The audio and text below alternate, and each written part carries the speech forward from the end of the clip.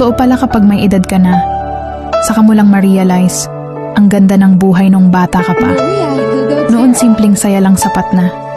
Laro sa labas, tawanan kasama ang mga kaibigan, at uwi sa bahay na pagod pero masaya.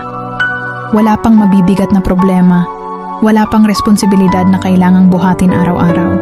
Ang iniisip mo lang noon kung anong laro ang susunod at kung anong oras kakakain.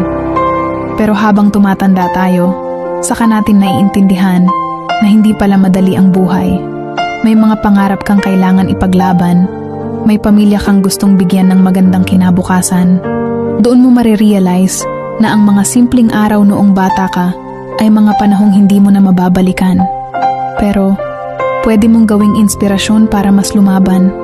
Kaya kung pagod ka man ngayon, tandaan mo lang, minsan kang naging batang puno ng pangarap.